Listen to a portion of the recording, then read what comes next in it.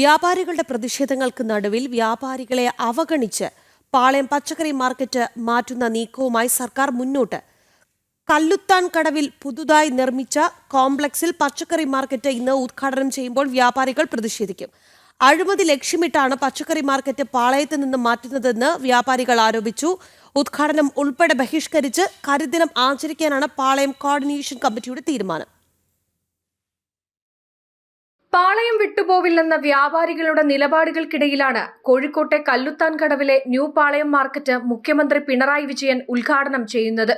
രാവിലെ 9 മണിയോടെ പുതിയ മാർക്കറ്റ് തുറന്നു നൽകും. എന്നാൽ വായ് മൂടിക്കെട്ടി കച്ചവടം നടത്തി പ്രതിഷേധിക്കാനാണ് വ്യാപാരികളുടെ തീരുമാനം.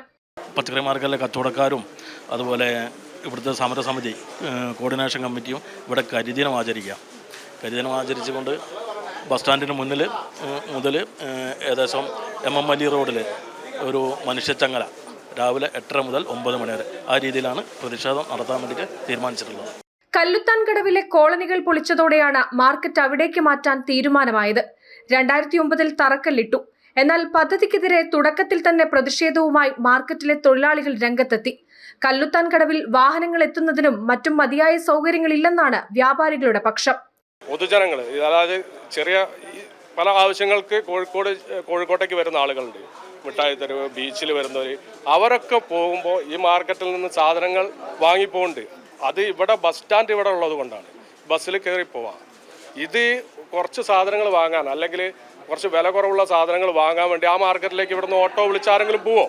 ഓട്ടോ വിളിച്ച് പോയാൽ അവർക്ക് മുതലാവോ? 30 രൂപ ഇവിടുന്ന് അങ്ങോട്ട് ഓട്ടോയ്ക്ക് കൊടുക്കണം, തിരിച്ചിങ്ങോട്ട് 30 രൂപ ഓട്ടോയ്ക്ക് കൊടുക്കണം. 60 രൂപ കൊടുക്കുമ്പോൾ അതിൽ നല്ല ഓൽക്കോല നാട്ടിൽ നിന്ന് വാങ്ങിയാൽ മതിയാവില്ലേ?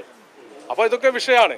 കൂടാതെ നഗരത്തിന്റെ കണ്ണായ സ്ഥലത്ത് പ്രവർത്തിക്കുന്ന മാർക്കറ്റ് കല്ലുത്താൻ കടവിലേക്ക് മാറ്റിയാൽ 1000-ഓളം തൊഴിലാളികളുടെ തൊഴിൽ നഷ്ടമാകുമെന്ന ആശങ്കയ്ക്കൊപ്പം ചില്ലറ വിൽപ്പനക്കാരുടെ വരുമാനം മുട്ടുമോ എന്ന പേടിയുമുണ്ട്. അതോടൊപ്പം പുതിയ വാടക നിരക്കും ഉൾപ്പെടെ പ്രതിസന്ധി രൂക്ഷമാകുമെന്നാണ് വ്യാപാരികൾ പറയുന്നത്. ജനം, കോഴിക്കോട്.